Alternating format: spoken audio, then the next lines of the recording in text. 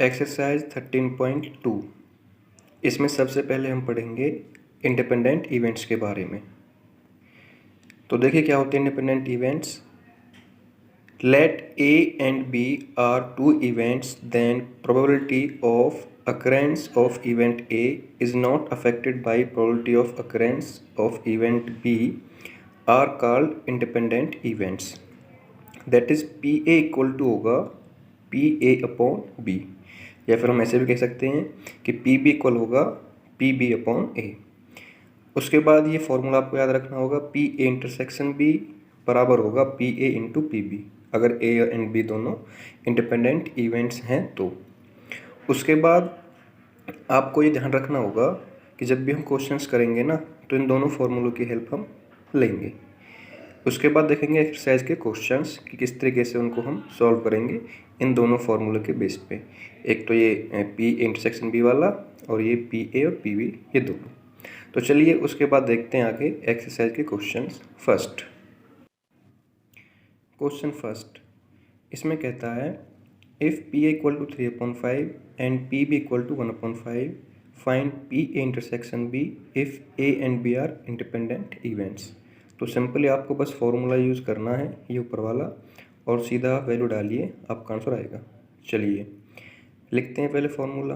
क्या होता है, because P A intersection B equal होगा आपका P A into P B. अब बस वैल्यू पुट कीजिए, पी ए की वैल्यू क्या होगी आपकी 3/5 एंड पी बी की 1/5। तो यह आ जाएगा आपके पास 3/5 इंटू 1/5। इसको आप मल्टीप्लाई कीजिए तो 3/25। तो यहाँ से क्या हुआ, पी ए इंटरसेक्शन बी आपका इक्वल आ गया 3/25 के। तो ये क्वेश्चन फर्स्ट का आंसर आ गया। क्वेश्चन नंबर सेकंड कहता है 2 cards are drawn at random and without replacement from a pack of 52 playing cards. Find the probability that both the cards are black। तो दोनों कार्ड्स ब्लैक होंगे, randomly निकाल रखे हैं। और बोथ का मतलब क्या होता है आपका इंटरसेक्शन, और विदाउट रिप्लेसमेंट आपको वो दिया है, यानी पहले एक कार्ड निकालेंगे उसके बाद उसको वापस नहीं रखेंगे, फिर दूसरा। तो लेट कर लेंगे हम ए में क्या इवेंट होगा आपका, ए में हम लिखेंगे कि first drawn card is black. ऐसे बी में भी लिखेंगे कि first drawn card is black. तो चलिए लिखते हैं, ए में लिख लिया हमने first drawn card is black. ऐसे ही बी में लिख लेंगे same, second drawn card is black. चलिए अब उसके बाद देखो इंटरसेक्शन। जब हम इंटरसेक्शन की निकालेंगे प्रोबेबिलिटी, तो इसका मतलब क्या हुआ कि हमारे दोनों कार्ड्स क्या हैं, ब्लैक होने चाहिए। अब देखिए पी ए क्या बनेगा आपका, यानी जब एक कार्ड आप निकालेंगे, टोटल 52 कार्ड्स हैं, और पहला कार्ड क्या होना चाहिए, ब्लैक होना चाहिए। तो ब्लैक कार्ड्स कितने होते हैं, 26 होते हैं। अब देखिए कैसे आएंगे वो, 26C1, यानी कि हम 26 में से एक कार्ड निकाल रहे हैं, तो NC1 होता है आपका N, यानी कि 26 हो जाएगा। कितने में से निकाल रहे हैं, वो है 52। तो 52C1 क्या हो जाएगा आपका 52। तो PA क्या बन जाएगा 26/52। इसको आप कट कर लीजिए तो आ जाएगा 1/2। PA हमारे पास निकल के आ चुका है। अब निकालते हैं हम PB। इसमें क्या है, सेकेंड ड्रॉन आपका वो ब्लैक है। ये ध्यान रखिए कि विदाउट रिप्लेसमेंट है, तो एक कार्ड निकल चुका है यहाँ से। अब कितने बचेंगे, देखो 51 बचेंगे टोटल 51। तो 50C1 क्या हो जाएगा आपका 51।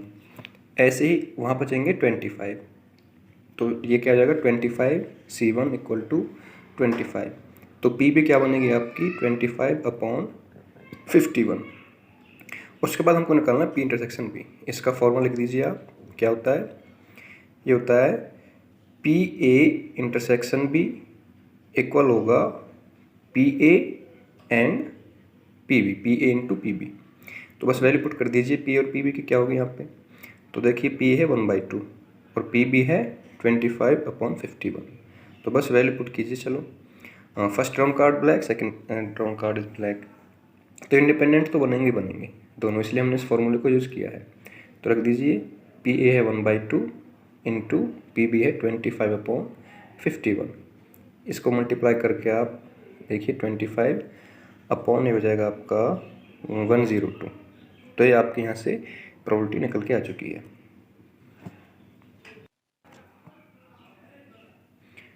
अब देखिए क्वेश्चन नंबर 3 कहता है a box of oranges is inspected by examining 3 randomly selected oranges drawn without replacement. If all the 3 oranges are good the box is approved for sale, otherwise it is rejected. Find the probability that a box containing 15 oranges, out of which 12 are good and 3 are bad ones, will be approved for sale। हमको बताना है कि वो box cell जो होगा उसकी probability बतानी है, ठीक है। तो आपको ये दिया है कि 12 गुड हैं, 3 बैड ऑरेंजेस उसमें हैं। तो देखिए हम इवेंट्स मान सकते हैं तीनों, है ना, कि ऑल 3 ऑरेंज निकालने हैं, तो उसको ABC ऐसे मान लेंगे।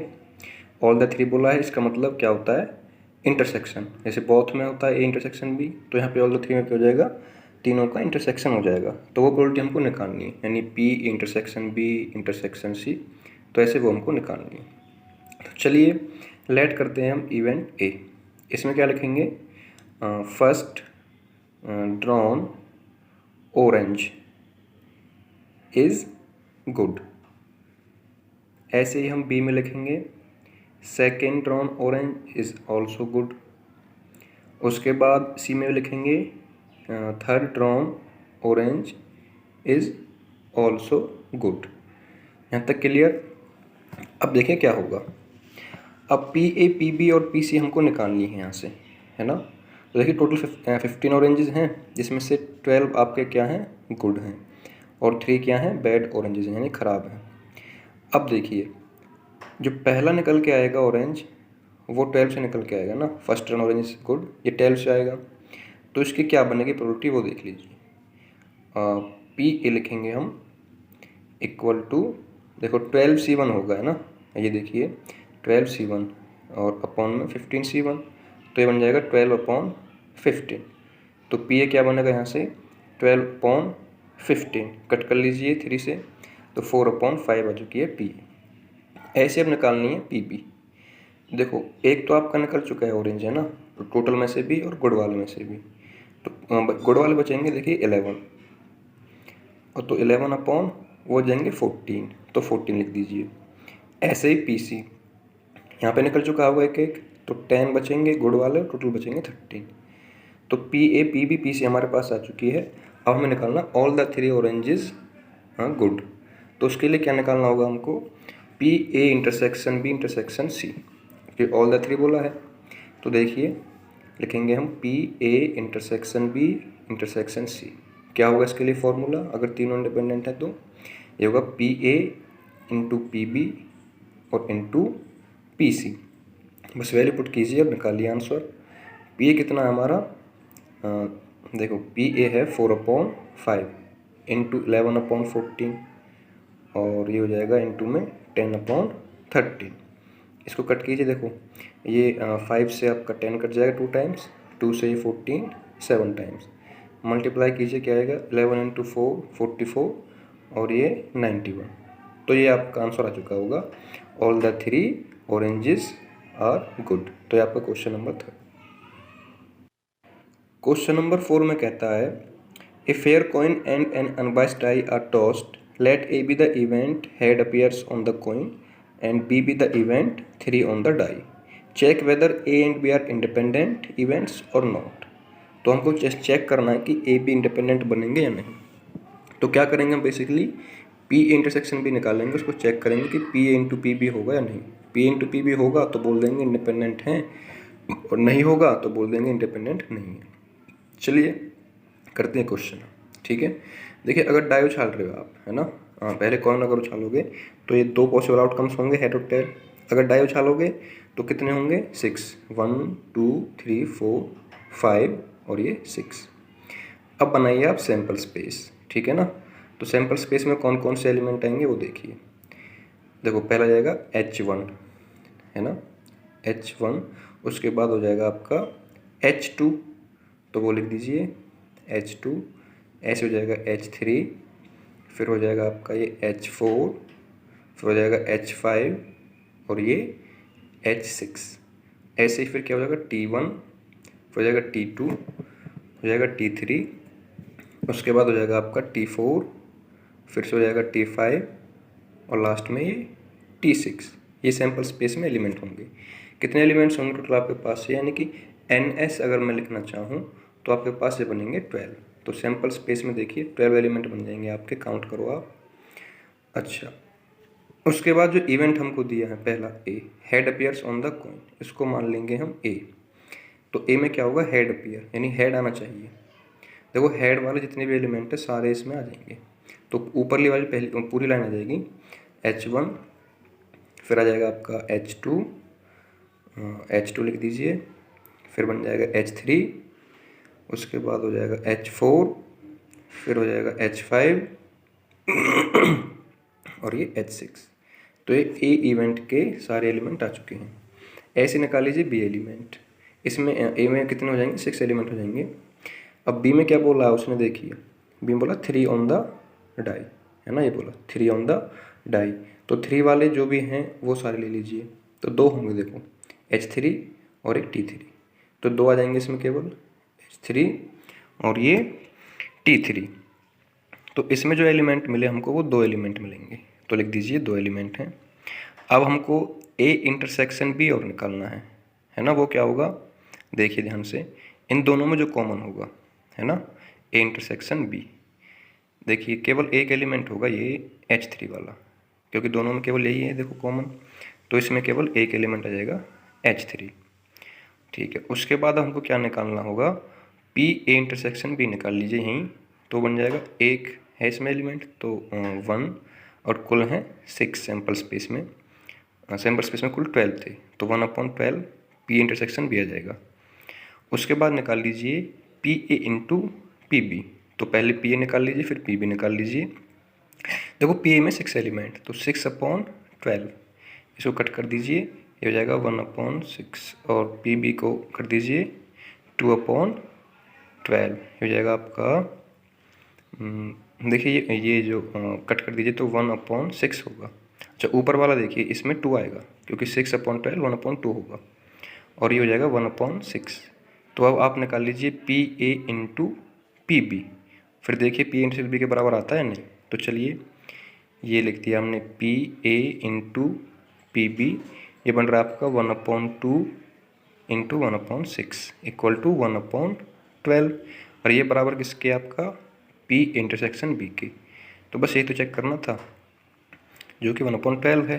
तो आप क्या लिखोगे, hence A and B are independent events. तो आपने बता दिया है कि ये इंडिपेंडेंट इवेंट्स हैं, और आपका क्वेश्चन यहाँ पे कंप्लीट होता है। नेक्स्ट क्वेश्चन नंबर 5, देखिए क्या कहता है, a die marked 1 2 3 in red and 4 5 6 in green is tossed. Let A be the event the number is even and B be the event the number is red. Are A and B independent. फिर से यही पूछा है कि ए and B independent हैं नहीं है। तो पहले वाले क्वेश्चन की तरह चेक करेंगे, पी ए निकाल लेंगे पी बी और पी इंटरसेक्शन बी, फिर चेक करते हैं। देखो इसमें बोला कि 1 2 3 रेड है और 4 5 6 ग्रीन है। तो ए में हम मान लेते हैं नंबर इज even, ठीक है। तो कौन कौन से इवन होते हैं वो देख लीजिए जब डाई उछलती है, 2 4 6। बी में मान लीजिए आप कि जो उसमें बोला ना द नंबर इज रेड, तो नंबर इज रेड। ये कौन कौन से हैं देखिए, 1 2 3। उसके बाद हमको निकालना होगा पी इंटरसेक्शन बी। देखिए जब डाई आपकी उछलती है तो ये 6 पॉसिबल आउटकम्स होते हैं ना, तो आप लिख सकते हो ऊपर कि when die is tossed the possible outcomes total कितने होते हैं, वो लिख सकते हो आप। उसके बाद देखिए इंटरसेक्शन बी, ये क्या होगा, देखिए दोनों में 2 केवल बस यही एलिमेंट होगा। तो पी इंटरसेक्शन बी निकाल लीजिए आप। चलो पहले पी निकाल लो, 2 4 6 दिए हैं हमको, तो 3 एलिमेंट्स हैं इसमें, और कुल कितने थे, हाँ एन एस सैम्पल स्पेस में देखो 1 2 3 4 5 6। जब डाई उछलती है तो ये 6 एलिमेंट हमको मिल सकते हैं। तो पी ए क्या हो जाएगा आपका 3/6, यानी 1/2। ऐसे पी भी निकाल लीजिए, इसमें भी 3 एलिमेंट्स हैं। तो 3/6 ये हो जाएगा, कट कर दीजिए, तो 1/2। पी ए पी बी हो गया। अब निकालो पी इंटरसेक्शन बी, इसमें एक एलिमेंट है तो 1/6। अब चेक कीजिए क्या P A into P B इसके बराबर आता है नहीं।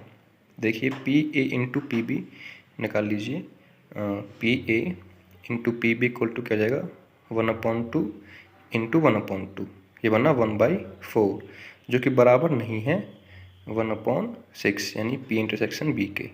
तो ये बराबर नहीं आया, इसलिए क्या बोलेंगे हम कि जो आपके ए बी इंडिपेंडेंट्स नहीं है, A and B are not independent events. तो ये आपका क्वेश्चन नंबर 5 का सॉल्यूशन यहाँ पे कंप्लीट होता है। नेक्स्ट क्वेश्चन नंबर 6 क्या कहता है, let E and F be events with P equal to 3/5, P F equal to 3/10 and P intersection F equal to 1/5। Are E and F independent. तो वही चेक करना आपको कि इंडिपेंडेंट है या नहीं है। तो simply P A P F दे रखी है तो इनकी मल्टीप्लाई के बराबर आती है तो लिख देंगे। तो चलिए निकालिए, पी ई क्या दिया है, पी इंटू पी एफ कर लीजिए आप, तो 3/5 इंटू 3/10 क्या बना, ये बना 9/50। उसके बाद पी ई इंटरसेक्शन एफ हमको दिया है उसने, गिवन है वो है 1/5। तो क्लियरली देख पा रहे हैं कि बराबर नहीं है, तो लिखेंगे because P E intersection F is not equal to P E into P F. तो बोल देंगे आप so E and F are not independent. ठीक है, आर नॉट इंडिपेंडेंट, ये आपका आंसर हो गया। नेक्स्ट क्वेश्चन है question number 7। Given that the events A and B are such that P A equal to 1/2, P A union B equal to 3/5 and P B equal to P. Find P if they are, first case में mutually exclusive and second में independent. देखिए mutually exclusive तो इसका मतलब क्या होता है वो देख लीजिए पहले, कि अगर दो इवेंट्स म्यूचुअली एक्सक्लूसिव हैं तो क्या होता है, P of A intersection B is 5। तो ये 5 होता है, यानी कि कोई भी चीज़ कॉमन नहीं होती, तो लिख दीजिए 5। बेसिकली ये आपका ए इंटरसेक्शन बी 5 होता है और ये बनती है प्रोबेबिलिटी 0। और जो इंडिपेंडेंट होता है ना उसमें क्या होता है, ये P A into P B. तो बस इन दोनों का यूज़ करना है दोनों केस में। चलो फर्स्ट केस करते हैं, क्या होगा आपका पी ए, जब आपके एक्सक्लूसिव है ना तो आप लिखिए इसको P A union B equal to P A plus P B minus P A intersection B. ये फॉर्मूला आपको पता होगा कि पी ए यूनियन बी का क्या होता है। अब पी ए पी बी की वैल्यू यहाँ पे आप डालिए, देखो ये 3/5 दिया हमको A union B, P A दिया 1/2 और पी बी क्या दिया है पी, माइनस अगर ये म्यूचुअली एक्सक्लूसिव है तो आपका क्या होगा, यहाँ से ये 0 होगी प्रोबेबिलिटी। ये बेसिकली क्या होता है, प्रोबेबिलिटी 0 होती है इसकी, है ना। तो लिख दीजिए P intersection B equal to 0।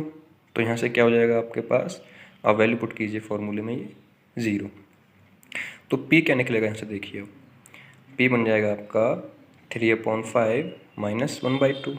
इसको आप करो एलसीएम हो जाएगा इसका क्या 10 और यहाँ से हो जाएगा 6 और ये -5, तो हो जाएगा आपका 1/10।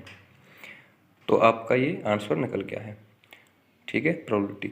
उसके बाद देखिए इसका सेकंड पार्ट, इसमें इंडिपेंडेंट बोला है तो फॉर्मूला यही यूज़ करेंगे हम, P A union B equal होगा आपका P A plus P B minus P A intersection B. अब उसको लिखेंगे P A into P B, है ना, बाद में, क्योंकि इंडिपेंडेंट दिए हैं। तो ये 3/5 दिया है, ये 1/2 दिया है, पी बी दिया है आपका पी, और उसको लिख देंगे हम P A into P B, independent बोला उसने। और नेक्स्ट स्टेप में क्या लिख देंगे हम, इनकी वैल्यू डाल देंगे। तो चलिए नेक्स्ट स्टेप लिख दीजिए आप, यहाँ से देखिए पी क्या बन जाएगा, देखिए ये बन जाएगा P equal to 3/5 minus 1/2 plus P A कितना आपका 1/2 और पी बी कितना है पी। अब इस पी को इसको उठा के ना इधर ले आइए, तो क्या बन जाएगा ये p minus p/2 equal to होगा 3/5 -1/2। अब इसको आप सॉल्व कर लीजिए, तो एलसीएम क्या जाएगा यहाँ से, देखिए ये बन जाएगा आपका p/2 है ना, तो p/2 इक्वल टू हो जाएगा, एलसीएम ले लीजिए इसका 10, तो हो जाएगा ऊपर 6 माइनस ये हो जाएगा आपका 5, तो ये 1/10। उसके बाद देखिए तो p क्या मिला, देखो p/2 आया 1/10, तो p क्या हो जाएगा आपका 1/5, क्रॉस मल्टीप्लाई कर लीजिए आप, आ जाएगा। तो दोनों सेम आ रहे हैं आंसर। तो यहाँ से आपका ये क्वेश्चन नंबर 7 हो चुका है। एक्सक्लूसिव के लिए, इंडिपेंडेंट के लिए आप सिंपली यूज़ करना है और आपका आंसर आ चुका होगा। उसके बाद देखिए हमने इसमें थोड़ी मिस्टेक की है यहाँ पे ना, ये देखो 1/10 आया था, तो ये इसको लिखो आप 1/10, इसको थोड़ा करेक्ट कर लेना, ये 1/10 होगा, ठीक है। नेक्स्ट क्वेश्चन है क्वेश्चन नंबर 8 था ये, स्टेटमेंट 9 की लिख गई, तो पहले इसको देख लेते हैं क्वेश्चन नंबर 9 को। Let A and B be independent events, इसने बोला है such that p equal to 1/4, p b equal to 1/2 and p a intersection b equal to 1/8। Find करना है p not a and not b। देखो p not a and not b क्या होता है वो देख लीजिए, इसको लिखते हैं हम p a कॉम्प्लीमेंट, एंड का मतलब इंटरसेक्शन, और इसका b कॉम्प्लीमेंट। ये क्या होता है, इसको आप 11th में आपने किया होगा कि जब अलग अलग होते हैं ना ये कॉम्प्लीमेंट, तो क्या होता है बीच वाला साइन चेंज होता है सिर्फ, तो इसको लिख देंगे पी ए यूनियन बी और इसका होल कॉम्प्लीमेंट कर देते हैं ऐसे। उसके बाद देखो आपने एक ये भी पढ़ा होगा, देखो ये तो हो गया आपका P A complement intersection B complement equal to P A union B का होल कॉम्प्लीमेंट। उसके बाद देखो अगर पी ए है उसको लिख सकते हैं ना 1 माइनस पी ए नॉट या पी ए कॉम्प्लीमेंट। तो ऐसे ही देखो मैं उसको कैसे लिखूँगा, पी ए यूनियन बी के होल कॉम्प्लीमेंट को उसको लिखूँगा मैं P A union B complement equal to 1 minus P A union B. तो बस इसका यूज़ करना है सीधा यहाँ। देखिए अब चलो ये क्वेश्चन करते हैं। आप लिखिए पहले formula P A complement intersection B complement, ये हमको निकालना है। तो फॉर्मूला क्या होगा, पहले इसको अरेंज कर लीजिए ऐसे, देखो बन जाएगा पी ए यूनियन बी का होल कॉम्प्लीमेंट। अब जैसे हम इसको सॉल्व करेंगे ये आगे ऐसे हो जाएगा 1 minus P A union B. अब इसका फॉर्मूला ओपन कर दीजिए आप यहाँ, तो 1 माइनस देखो P A plus P B और minus P A intersection B. देखो इसकी वैल्यू हमको ना, देखो इंटरसेक्शन बी वाले की वैल्यू हमको इसने क्वेश्चन में दी है, तो इसलिए अरेंजमेंट हमने ऐसा किया था। अब बस वैल्यू पुट कीजिए, अब आंसर निकालिए इसका। तो देखिए पी ए पी बी भी दिया है, तो बराबर हो जाएगा 1 माइनस पी ए है आपका 1/4 प्लस ये हुआ 1/2 माइनस 1/8। देखिए क्या बन जाएगा 1 माइनस इसका ले लीजिए यहाँ पे एलसीएम जो कि 8 है, तो यहाँ से 2 हो जाएगा, यहाँ से आज का 4 और ये 1, ये बनेगा आपका सॉल्व करके 5, यानी 1 माइनस 5/8। इसको सॉल्व कर लीजिए तो आपका क्या बन जाएगा, ये 3/8 हो जाएगा। तो 3/8 आपका ये आंसर आ चुका है यहाँ से। तो क्वेश्चन नंबर 9 हो चुका है। लिख दीजिए P A not intersection B not equal to 3/8। Next question number 8 देख लीजिए। अब इसमें आपसे क्या कहता है, let A and B be independent events with P A equal to 0.3 and P B equal to 0.4। Find, ये 4 वैल्यूज़ आपको यहाँ से निकालनी है, ठीक है। तो देखिए पहले हम ये फर्स्ट निकालते हैं इंटरसेक्शन बी वाला, इसमें फॉर्मूला सिंपल ओपन करेंगे और ये वैल्यू निकल के आ जाएगी। तो फर्स्ट में क्या होता है, देखो पी ए इंटरसेक्शन बी क्या होता है आपका P A into P B, क्योंकि इंडिपेंडेंट इवेंट्स बोला उसने क्वेश्चन में, तो बस सिंपली वैल्यू पुट कर दीजिए। पी ए आपको दिए 0.3 इंटू पी बी 0.4, आपका आ जाएगा 0.12। तो आपका फर्स्ट आंसर आ चुका है। अब सेकंड पार्ट देखिए, इसमें निकालना है पी ए यूनियन बी। तो इसका फॉर्मूला ओपन कीजिए आप, क्या होता है पी ए प्लस में पी बी और minus P A intersection B. अब रखिए वैल्यू, देखो P A plus P B क्या था 0.3 प्लस 0.4, और ये हमने भी निकाला है इंटरसेक्शन जो कि 0.12 है। इसको हम सॉल्व करेंगे तो बन जाएगा आपका ये 0.7 माइनस 0.12, और ये क्या बनेगा आपका यहाँ से देखिए ये हो जाएगा 8 और ये 5 और ये पॉइंट, तो 0.58 ये आपका आंसर हो चुका है सेकेंड पार्ट का। अब देखते हैं थर्ड पार्ट। इसमें हमको निकालना है पी ए अपॉन बी। तो हमने 13.1 में पढ़ा है इसके लिए फॉर्मूला। तो क्या होता है वो formula, P A intersection B upon में पी बी। इसका यूज़ आप करके निकाल सकते हो, ठीक है। तो वैसे आप डायरेक्टिव निकाल सकते हो इसको, पी ए अपॉन बी होता है पी ए। मैंने स्टार्टिंग में बताया था क्वेश्चन शुरू करने से पहले, तो वहाँ से डायरेक्ट लिख सकते हो इसका आंसर। देखो यहाँ से भी सेम आएगा। तो चलिए यहाँ से निकाल लेते हैं पहले हम पी ए अपॉन बी। तो देखो पी इंटरसेक्शन बी और पी बी की वैल्यू हमने निकाल ली है, तो ये रख दीजिए बस। ये 0.12 आया था और पी बी उसमें क्वेश्चन में गिवन है 0.4। इसको कट कर दीजिए आप, तो 0.3 आ जाएगा। अब देखिए ये वैल्यू आपकी उसी के इक्वल आई है पी ए की। देखिए क्वेश्चन में है ना, तो आप ऐसे भी कर सकते हो, आपकी चॉइस है। इस फॉर्मूले का यूज भी कर सकते हो या फिर डायरेक्टली कर सकते हो आप। फिर फोर्थ देख लीजिए, फोर्थ पार्ट, उसमें क्या निकालना है, पी बी अपॉन ए। तो इसका फॉर्मूला फिर ये लगाइए, ये क्या होगा, पी ए इंटरसेक्शन बी हो जाएगा, है ना, P intersection B upon P A. तो ये 0.12 है और पी ए क्वेश्चन में दिया 0.4, तो इसको 0.3 कट कर दीजिए तो 0.4 आ जाएगा। तो पी बी देखिए यहाँ से 0.4 आ गया। तो ऐसे क्वेश्चन नंबर 10 देखिए। अब कहता है events A and B are such that P equal to 1/2, P B equal to 7/12 and P not A or not P equal to 1/4। State whether A and B are independent. देखो P not A or not B का मतलब क्या होगा, इसका मतलब देखिए आप, ये होगा P A complement union B complement, ठीक है। तो आपको चेक करना है इसमें भी कि इंडिपेंडेंट बनेंगे ए और बी या नहीं बनेंगे। अब देखिए ध्यान से, P A into P B A होता है आपका पी, देखो 1/2 निकाल लीजिए और ये 7/12 क्वेश्चन में दिया है, तो ये निकाल कर रख लीजिए आप 7/24। फिर हम निकाल लेंगे पी ए इंटरसेक्शन बी। अगर बराबर आया तो बोल देंगे कि नहीं है, बराबर आया तो बोल देंगे इंडिपेंडेंट है, नहीं आया तो बोल देंगे इंडिपेंडेंट नहीं है। अब देखिए पी इंटरसेक्शन बी को मैं क्या लिख सकता हूँ, ऐसे लिख सकता हूँ, P A not union B not को बीच वाला साइन चेंज कर दीजिए, सिर्फ इंटरसेक्शन का हो जाएगा, ए और बी और उसका होल कॉम्प्लीमेंट कर दीजिए।